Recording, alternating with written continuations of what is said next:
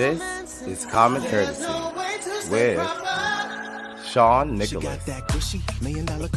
I have to agree with everyone as well because deadass, one, I'd fucking run because Nikki Prue.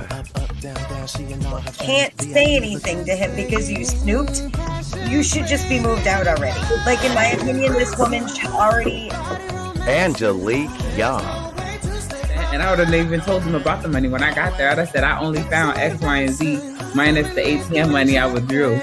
Ivan Alexander. You have to be able to accept what you found and then make a decision from there. Don't go crying to Dear Abby about it or your friends. Make up your mind. Put the big girl opinion. Brandy. Like, I didn't get access to Oreos if my grandma said no. I'm like, glad. what the hell? Like, and Dr. Christina Palin. Someone like Britney Spears goes through something like this for 13 years where she's completely blocked. Yay! Everybody's all here. I'm so excited. Tonight's topics, we react to the parents of the school shooter in Michigan being charged with involuntary manslaughter. Then, Colton Underwood receives backlash with his Netflix docuseries. But before that, RuPaul's Drag Race casts his first heterosexual male contestant. We react. All this with alter egos Miah, who guest co-hosts and performed live. This is Common Courtesy. Let's start the conversation.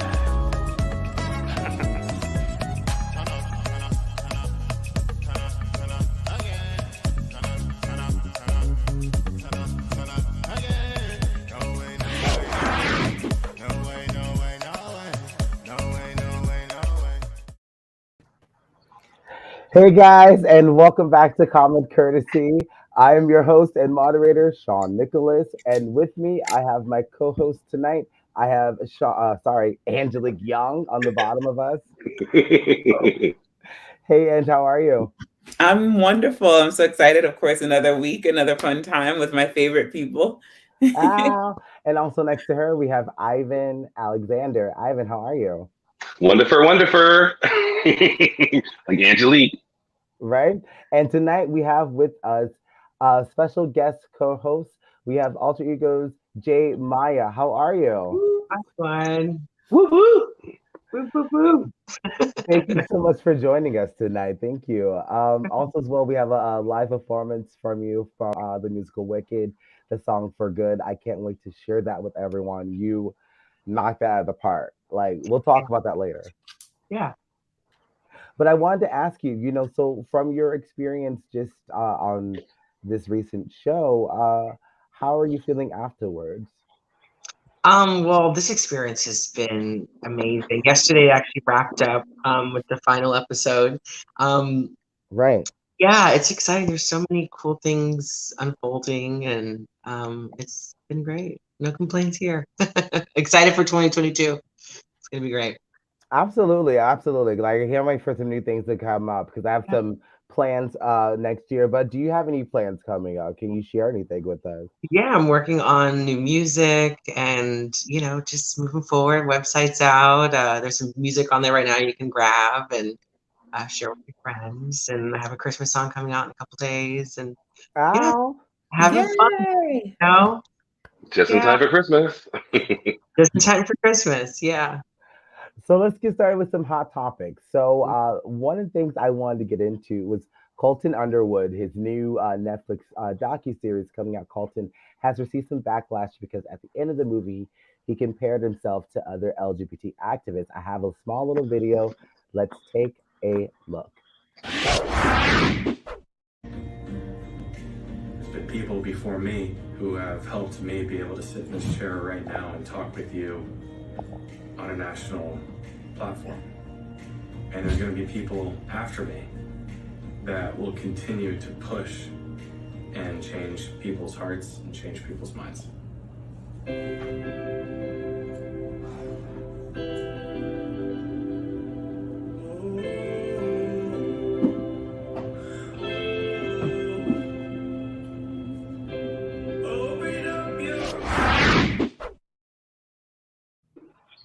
Not that I want to judge someone's coming out story, but there's also some things he was being dragged on Twitter. Like this user says, it's going to take me months to process that. At the end of the Colton Underwood docuseries ends with him saying his story is only the most recent to be told before breaking into a montage featuring Marsha P. Johnson, Harvey Milk, and Matthew Shepard.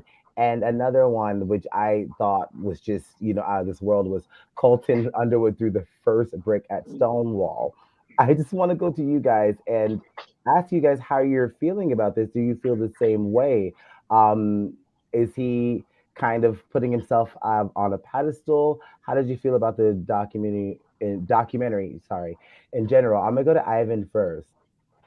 Well, first off, I want to say you made me sit there and binge watch the whole 3 hours. Okay, so Angelique, you are not alone. I wanted to wring Sean's neck.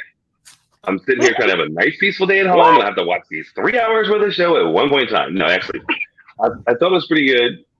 It was his coming out story. I do think there was some money behind it and some claim to fame behind it to a degree. But again, he is a star, so to speak. He does have a platform. So if anything good comes out of this, that's a plus. I do think it was a lot of surface to a degree, but he only had so much time to do, the surface and the in depth. So for what it was, I thought it was good. I found it entertaining. I found it to be a story about his coming out that works for him. It may not work for everybody, but again, I figure as long as he's out there and he's putting it out there to say, look, you can be who you are, and it's a positive situation behind it, then I say go for it. Would I knock him for it? No, it's his story. He chose to do it. If he made money on it, great. If not, no big deal. But in the same respect, I checked his net worth. He's worth about $1 million. So I mean, hey, if you're gonna make some money, make some money. But I think his platform, he does have a chance to go further with it, and I applaud him for it. Yes. Okay, so let me go to Angelique first. Angelique, what did you think? Um, Are you gonna wring my neck too? no, because I really did take some time to step back from the situation and not let the pitchforks and the fire flames lead my decision. I really had to sit back and think about this. This young man who obviously did not overnight decide that he was gay, did not overnight decide that he likes men or whatever the case may be. He went on a national television platform and entered this competition to win the heart of a young woman. And at the failure of that, of that situation, that relationship, and everything that came from that breakup, and in the midst of a heated stalking accusation, Yes. you drop this series that says that, hey, listen, I'm not stalking her because I'm gay. I'm like, this is like it's like letting loose a ricochet bullet in a steel room. I feel like this whole situation is Captain America's shield having a relationship, I'm because it dead. literally is bouncing off the wall for so many different reasons, and it's doing so many different flips and dips and turns that I'm not sure if I'm watching a real life happening or if this is just a Drag Race production, because he went from one situation to another. And let's talk about the fact that he went on national television and swooned women and told them that, this is his love, and really put his all into winning that competition, turned Right. around and not only ended up breaking up with this girl, but now you're on national television asking everyone to fall in love with you a second time, this time for being your quote unquote true self. And in that, you're not even taking a second to realize the depth of your platform. While I commend him for stepping up and telling his story, and I'm sure he will help a lot of straight white men Oh my come out God. with their feelings and do things that are a little different, his story is very basic. It is not the true vision of what gay people go through when they come out of their situation, getting turned down from the church. Yes, we've been talking about that for centuries. So that one part of the series where he goes to the church and he asks for forgiveness, and they're like, he's like, look, we love you, you're welcome here, but we love the sinner and we hate the sin. It's pretty much Right. saying, like, I don't know why you came to me. Like, I kind of give it up. Like, it was a very dry moment if anybody goes and watches it, but this moment reminds me a lot of RuPaul's Drag Race, in a sense of, like, it's not a real telling of how this could be. People get expelled from their homes. People have these Literally.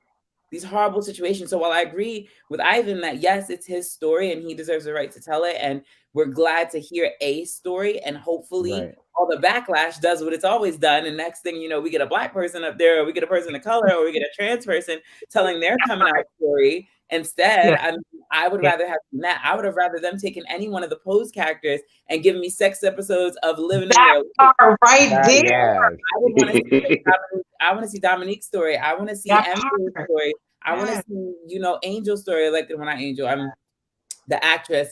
I can't remember her name right now, but anyway, story, right? Like, I would rather, I want to see something that's gonna actually shake and move. I want to hear somebody's, you know, because I can't even speak to that because I had a really great coming out story. I really did. I had a very blessed life. So, and in essence, I can kind of relate to that, but I don't feel like my coming out story is one that needs national promotion.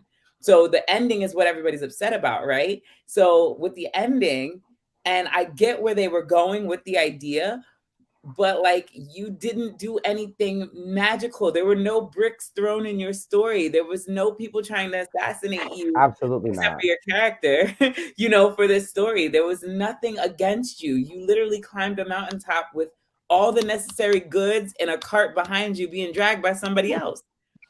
And well, that's why I said it was really surface, though. That's why I said it was really, really surface. It was a story to be told. It was very surface. It wasn't very in depth. Done in 30 minutes on on any other TV station on Logo. It could have been a 30-minute series, and maybe I'll give him 60 minutes. But we didn't need 3 hours of it to tell this story. It was dragged out. It was really, truly like watered down coffee. Yeah, my opinion. I agree. I'm gonna go after you, but let me go to Jay. Jay, did you see any of this? How did you feel about some of the reactions? Well, I have to say, Angelique, you're so beautiful today. God, I love you. I can't help but, you know, when it comes to you, I'm like, man, my sister is so fucking pretty.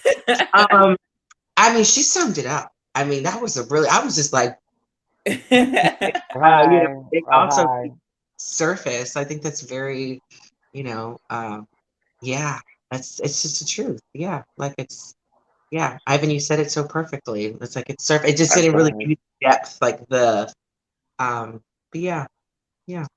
I have to agree with you too, Jay, because honestly, there was a scene where he was coming out to his mom and his dad, and especially the one with his mom. It seemed kind of like, you know, put on. I thought he should use this platform like kind of what everyone else is saying, but let me articulate a little bit better. I think it could have been like he could have been interviewing other people's stories who are going through, you know, getting kicked out of their family's house or being ostracized from the church or whatnot, who are actually not as privileged as he is, because he not only was on The Bachelorette, he was on Bachelor in Paradise, and then he was kind of signaled as the Bachelor as the I don't know if you guys remember, but he was hailed as the Virgin Bachelor, like he never had sex. But I think the truth of the matter is he never had sex with a woman, because let me just show this picture just to, like, you know, just say this body. You can't tell me. You can't tell me that was not a headless torso on Grindr. Tell me some, oh, I'm in the closet, whatever. I'm lying. There was this scene with the other person in it, Gus Kenworth, who's also out, who's helping him with this story. He was like, you know, saying, "What are you into?" And he was like, "Daddies." So my reporter asked, see, what they needed was a reporter to get a real juicy story. Because I would have asked, well, daddies, right? Like, how do you know that? How do you know you like daddies? You know, have you been around the block? The deeper dive would have been appreciated. You know, like if he like now Gus Kentworthy is an Olympic person. I would have rather seen his story, because how you manage being a gay man in a world that, like, you know, even who's the diver, the British diver who he came out as gay and he freaking went and got married after he quit diving. But anyway, these Olympic gold medalists, they go and they do these sports, and there's so much pressure on them to be the American person. They're literally representing America. And so to win all these gold medals and to have to hide who you are and hide your love for so long, you know, to be able to do what he did was kiss his boyfriend nationally on television at the Olympics. That's a better story. Like, that was a story we want to know about. We want to know how you kept yourself together all these years and how you kept it cool in front of everybody, you know. And then once he came out the closet, of course, he got promotions, he got deals, he got all kinds of stuff. But you have this person who has been through this before in front of you. And I'm like, Gus, you couldn't put seasoning on his chicken. I'm dead. You couldn't service up the meal a little bit more. You couldn't do something. You couldn't give him a little bit of extra. He needs some adobo, some sazon on his shit. Like, story needs something. And you sit here with a whole story to give out. I'm like, to be fair, like we all said, it's his story. He's the one who got the deal. He was the talk of everything. I mean, I would have even loved to hear more about his journey through the Bachelor stories. Yeah. Especially okay, hold that thought. Especially putting that car tracker in the girl's car. But we got to move on in a minute. But like, okay, but real quick, alleged that he was stalking her, and that's why I feel like he's trying to clean up his image for some future shit. But we got to move on. But Ivan, go ahead. But hold that thought real quick. In the interest of following the money, there will be more to this. There will be a season 2 because it was surface. It wasn't deep enough, and people are going to say, "We want to know more about this." Just like we're sitting here saying there should have been more to it. This is a perfect time to open the door for a season 2. Well, I think that they should go for a season with a new lead. Yeah, because they should have followed him, fallen in love with that guy that he. Because somebody else coming out story, please and thank you. Coincidentally, after this would drop, he revealed that he was dating someone. So I would love to see that story because he's so uncomfortable in this whole thing. No, anyways, take it to the Real Housewives of New York. Take it to Logo. Take it to some other channel. Leave it off of Netflix. It's not worth the time or the interest or the money. Go put it on some show. Go follow them like the fucking Kardashians. I don't want to see it on my Netflix. I don't want to have to deal with it. This story gets buried with a lot of other dead bodies. I don't want to know about Colton Underwood. He's gonna be a bump in the road, and hopefully it's a really small speed bump. I'm not trying to come back to this trip one more time. That's all this and more in season 2 coming up. Okay, so a year later, me in a video. I don't want to talk about this. Sean cut to so Angelique, we're back again. Right? No, I won't. No, I think it's a done deal because Carl Nassib did something better. He donated $100,000 to the Trevor Project. But anyways, moving on to the next topic, which I think is before we do this performance. So the parents of the school shooter in Michigan, Jennifer and James Crumbly, they were discharged with involuntary manslaughter. So I kind of want to ask you guys before we watch this clip. The question is, with the parents being charged, them knowing that he may be a danger and also buying a gun, will this deter future school shootings? But let me just watch this clip of the prosecutor, Karen McDonald, laying out some of the charges. On November 30th, 21, the morning of the shooting, the next day, Ethan Crumbly's teacher came upon a note on Ethan's desk, which alarmed her to the point that she took a picture of it on her cell phone. As a result, James and Jennifer Crumbly were immediately summoned to the school. A school counselor came to the classroom and removed the shooter and brought him to the office with his backpack. Counselor obtained the drawing, but the shooter had already altered it.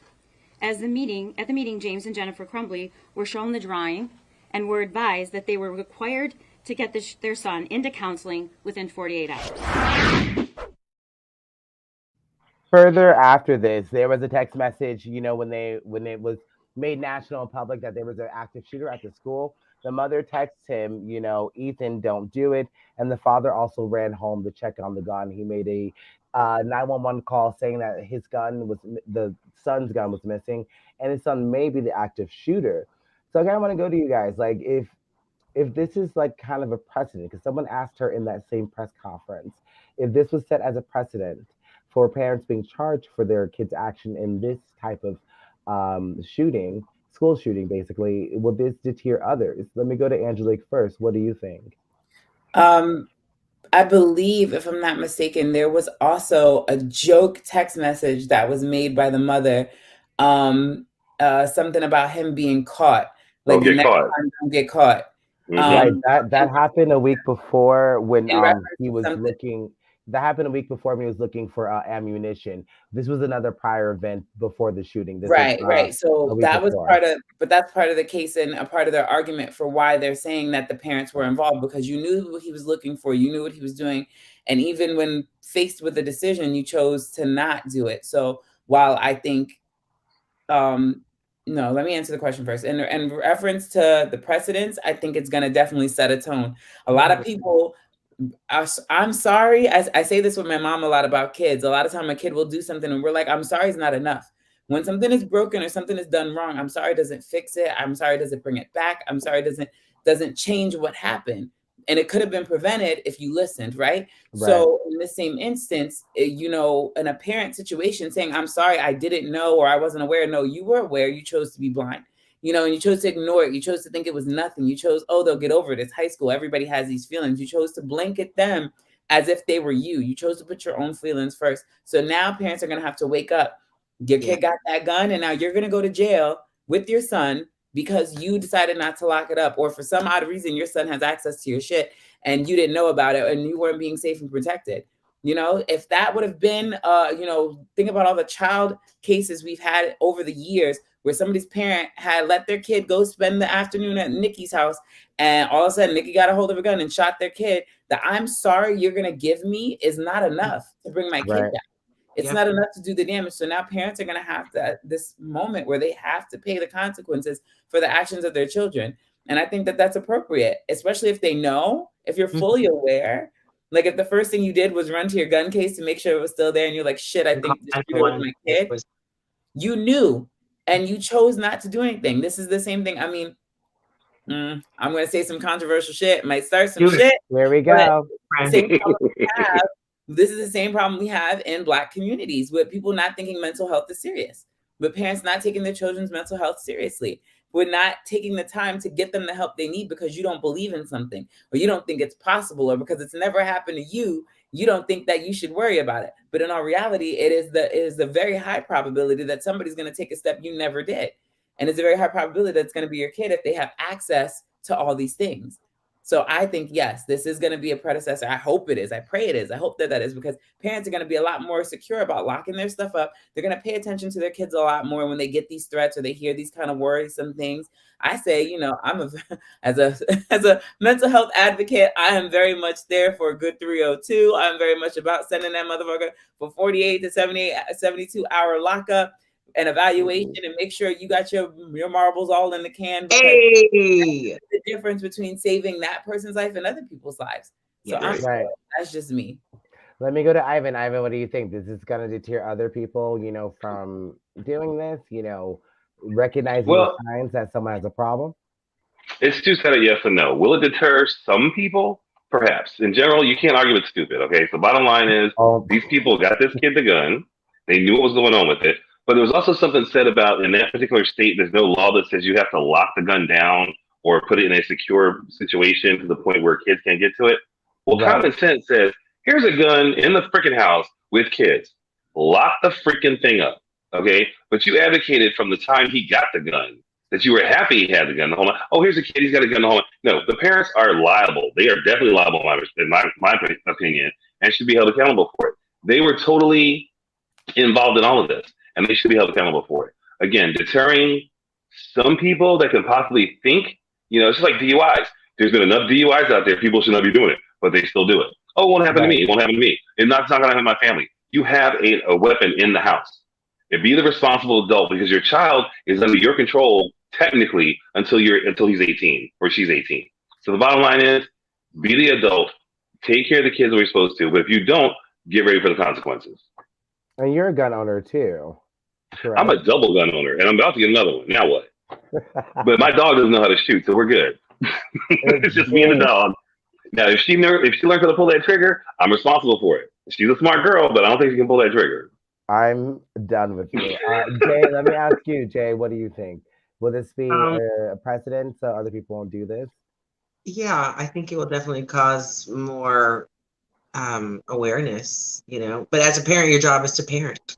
So this hands-off approach doesn't work. You have to be dialed in.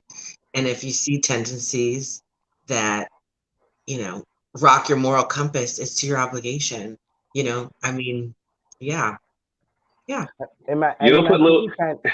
Go ahead. Sorry. I was gonna say, you don't put little Tommy in the corner with a gun for timeout. Not gonna happen. Doesn't make sense. Right. It's just dumb. I was just gonna say, there's a gun culture in America, and we got to talk about that, because their parents didn't really see a problem with him owning a gun and, you know, having access to it, and even going as far as going to the shooting range with his mother, which was documented on social media. Like the prosecutors really did their job here in investigating the family as well, because these people aren't just made out of nowhere, you know. So there's a lot of questions that's going to be asked in this case. And hopefully, yes, this is a precedent in this. I hate school shootings. That's why I want to talk about this. I hate, negative stories, but I don't like school shootings. And in this case, I felt that there should have been someone, an adult in the room. I want to see if the school receives any type of backlash from this, because if the school saw this, they saw the picture of, what he made with the gun and the bullet and blood and things like that. The school's probably going to be sued as well, because his actions changed a lot of people's lives. So, anywho, does anyone else has anything else to say about this? Somebody should have been woke the hell up earlier. I'm just saying. With all that crap going on, somebody should have been alert to say, this kid's a freaking maniac. He's got help. He's got problems. Let's get him some help. But no, not a problem until something happens. I don't think he's a maniac. I don't think he's a maniac. I think that's the wrong word to say, but he had some issues that he was going to hurt somebody. I'm sure that wasn't the first drawing he made about a gun, and then his parents, bought him something. Like, you have to kind of be honest with people, and people find that hard to believe that someone they love, someone close to them, is capable of doing such horrendous things. But anywho, we got to move on to this next one, because Miah just performed for us live earlier last week. So I'm a big fan of musical theater, and Stephen Sondheim unfortunately passed away a couple of weeks ago. And Wicked was one of my favorite musicals, and it got me into performing more seriously and taking the steps to go to New York City and discover more magic. I just want to share this nice little video by Miah singing For Good from the musical Wicked.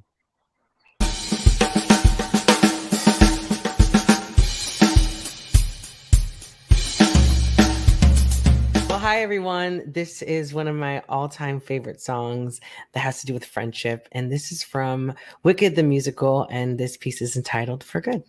I hope you enjoy it.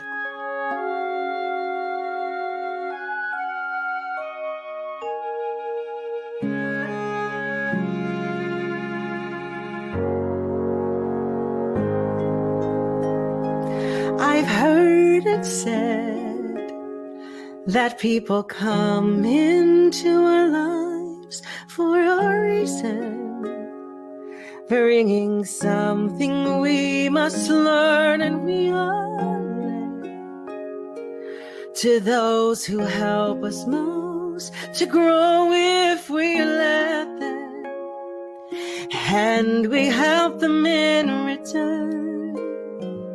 Well, I don't know if I believe that's true, but I know I'm who I am today because I knew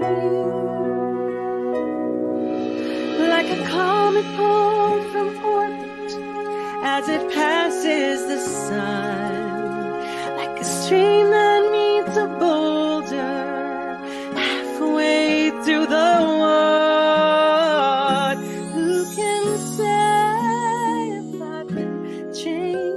The better, but because I knew you, I have been changed for good.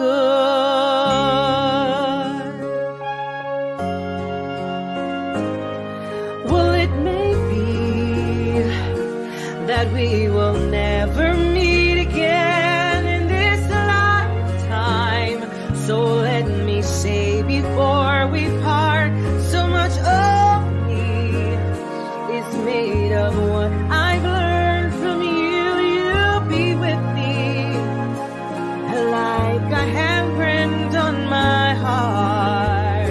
And now whatever way the story ends, I know you have it with mine by being my friend. Like a ship blown from its mooring by a wind of the sea, like a sea drop by a skybird in a distant world. Who can say I've been changed for the better because I knew you.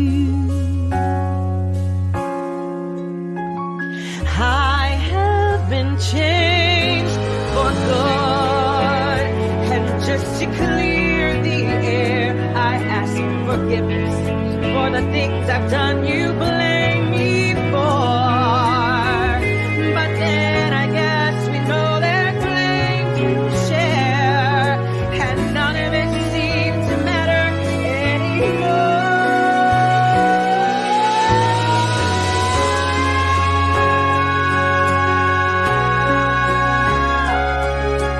Seas are by a skybird in a dust world.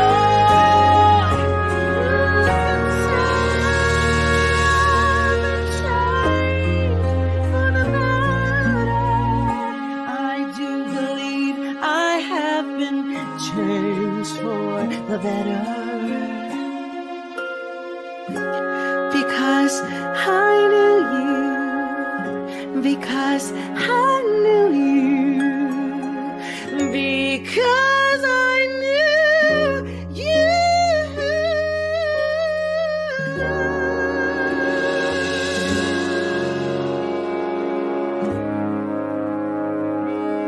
Been changed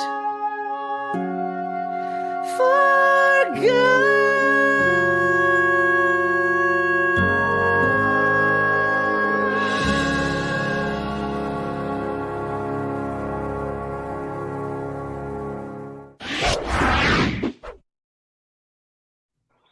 Wow. Wow. Wow. Wow. Wow. Amazing. I just want to say, like, you literally, like, basically rewrote that song. Thank you. Like, I know the original version, and like when you performed it, I was like, holy shit, this bitch just hit this note. I can't do that. So you have to understand that Sean's been sitting on this. Big time. Question about you doing this rendition of the Big song. time. Like big time, like I wish I could show you a picture of like the chat where like he's like, Don't. guys, literally this I can't wait for you guys to hear this. And we're like, send us the track, and he's like, no. He's like, Nope. I need you all to hear it like when we launch it. But every day he's like, oh my god. I'm like, he's like, I've been listening to this on repeat, and I'm like, listening to what? And I was like, we can't hear it. Let us know. I So glad couldn't we risk did. it.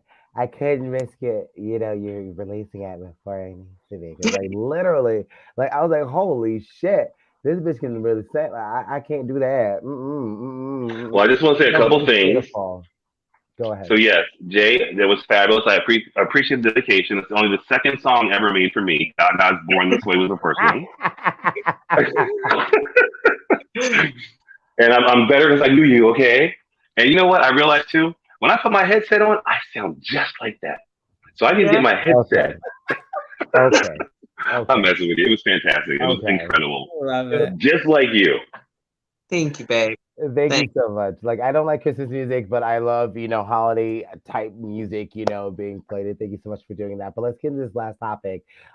So really fast, RuPaul's Drag Race it had their first or casted their first heterosexual contestant. I just want to play a little video of him so we can get on track.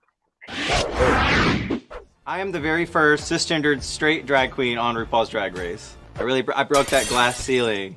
Yeah, it's finally time for straight white men to have their piece of the pie, right? While I am straight, I don't consider myself a straight drag queen. I'm just a drag queen who happens to be straight. My sexuality doesn't define the drag that I do. It doesn't impact that. It's just a facet of who I am outside of drag. So I'm not sure if I should have called her him, but this is Maddie Metamorphosis. So then she's got some backlash from this, but she also answered to what was going on social media through her Instagram. I just kind of want to read what she said. She said, for anyone saying that I'm representing an underrepresented group, I appreciate you, but straight men are not a persecuted and excluded group within the drag community. I've always felt welcomed in every drag space I've entered and have been shunned, excluded, or persecuted because of my sexuality. But I know many entertainers have been discriminated against for being AFAB, trans, person of color, and more. I think one of the best things to come out of my casting is that it's kicking up a lot more talk about representation in the drag scene, and I hope that it helps lead to more marginalized groups being showcased and represented. So I just kind of want to go to Angelique first to see how she thinks about this. Um, do you think Maddie Metamorphosis deserve this backlash? No, let the boy do drag. Oh my God. We sit here and we preach that we should let little kids choose who they want to be and what they want to wear to school and in life. And we can't successfully say, like, not every little boy that puts on a dress wants to be a woman. And not every little boy that puts on a dress is gay. Not every little girl that wears, is a tomboy is a lesbian. So, in that same essence, this is a job. If this was a casting for Wicked, or for any other Broadway play, musical, nobody would bat an eyelash. People would think it was nothing. Think about the way we treated Patrick Swayze and Wesley Snipes and John Leguizamo in To Wong Fu. People are really quick. I've been saying it for a while now, pretty much all year. This cancel culture shit is getting out of hand. People are getting upset and getting mad about things that they have no control over because for far too long they've had a remote control in their hand and they think that they're on fucking the movie Flick or whatever that is with fucking Adam Sandler. And he changes the remote. You gotta realize the real world that other people outside of your dream and fantasy exist. And so what if he sleeps with women at the end of the day? What about the cast members who are into trans men and women? Do we now deny them? What about the ones who are not gold star gays and have had sex with women before they decided that they were gay? Do we now kick them off too? Do we now no longer support them in their artistry? If the person is an artist and they have something to present, then let them present it. And whatever happens, happens. And if they win because they deserve it on their talent, not because they fuck women in the background. Like, what kind of sense do you make? Stop it. Make it all make sense. Ivan, let me ask you, how do you feel? Do you think this backlash is warranted? Is it coming from somewhere? Well, my first question is, where's it coming from? Who's bitching and complaining about it? Because quite frankly, who cares? If the man is straight, he's doing drag better than your sorry ass, nothing personal. I mean, get over it. And it sounds a little jelly to me because here's a straight man. Look at Robin Williams and Mrs. Doubtfire. He kicked ass. Okay? Right. Not a problem. Did anybody question that situation? Now, I will say with Tu Wong Fu, Wesley was a bit fugly, but he still pulled it off. Patrick Swayze, as a woman, I could not believe it was Patrick Swayze. And John Leguizamo, I mean, Miss Chi, please. They're straight men. Big deal. Who cares? Now, look at The Matrix. The guy who played in The Matrix. He was in Priscilla Queen of the Desert. The guy who played in Superman as the guy who was trapped in the glass, whatever his name was, he was in Priscilla. So all these straight guys have done drag before in big movies. So what's this guy doing on Drag Race? Why is it the end of the world? Who kicked up the backlash? That's what I want to know. And then put their ass in the spotlight. Okay, and then Jay, what do you think? I agree with what you just said, but it is a great media type of, to create that narrative, to create that buzz around the show. This is the 14th season, and it's a great country, and it's, I mean, they have the Queen of the Universe where they sing. How fucking cool is that? So I think that, it's a great marketing. It's ingenious. I hope he does well, because I mean, but you're right. What if you were, I just think it's, we're reinventing the wheel. No, we're not reinventing the wheel. Nothing's new under the sun. I think that, like drag is self-expression, and it's cool that, they are allowing, but it's like, I mean, how many trans representatives have we had on the show? Right. Absolutely. So I think there are more, like somebody asked me about the wall the other day, they're talking about, build a wall, separate, Mexico from, and, my response is, I'm more worried about healthcare. Right, absolutely. They're a bigger fish to fry. I think I'll speak to this only because nobody actually said it, but unless Sean, you want to speak first and I can wait. Go ahead. Because I was just gonna so the reason why the backlash came into play is because of most of the people that have been put on the show have not been trans women before the show. Everybody that's turned trans on the show has done the show first, the gay men, and then done their transition, and then some have come back here and there, but none of them are really present. So no one has really been brought on the show as a trans individual initially. That was the big thing. So while everybody's Okay. focusing on this heterosexual drag The queen, big people from are the forgetting that there are actually 2 trans representatives on the show this year, and they're both people of color, and one is a big girl and one is a little girl. So people need to change their focus. You're so hype about what's wrong, you're missing what's right. You know what I mean? So, you know, and the show, while it is not as progressive as it could be, and it's not doing what it should be doing, I think that there's going to be an opportunity here to see what happens. Because if this straight man turns the party and brings more awareness to the show than any gay man or trans person has ever done, then we have a bigger question to ask here about what the fuck we're doing. Absolutely. Because there's an opportunity here for this. And not for nothing, I think people are thinking that this straight man is a punk, but by that actual little paragraph, that release statement, that's the very what is it? The British way of taking off your glove slowly and being like, "Wow, I'm not here to disrespect nobody. I want y'all to understand that I'm here to educate y'all, and if that means I gotta smack a bitch up, I will." So I'm kind of curious to see how he handles this season and what goes on. And you never know; he might be on and people bitching him on, and he might be first one off. Who knows? Absolutely. I just wanted to say there you have it, because like, you know, most many pains were shared. Like I said, if we're gonna be a community of welcomist and open, and especially most gays are democratic, so like, if we're gonna say we're the party of no hatred, then that is something that we can't hate this man for being straight. You know, he's an ally, and I think we can't ignore when we have an ally. I think some of the backlash comes from a deeper rooted thing with straight people in gay bars in general, but that's a different topic for another day. But I think that Matty Morphosis is going to be probably a great addition to this season, because we never know what we're gonna learn from his experience, because I think everyone has a story, and I don't think that his certain whatever what going on with him should deny him from telling his story on this show and being this job, you know, being in a drag queen, you know. So, anyways, thank you guys so much for joining us tonight. I want to thank J Maya for singing for us and joining us for Hot Topics. Thank We'll you. see you guys next week for our last episode of the year. Thank you so much. I'll see you next week. See you then.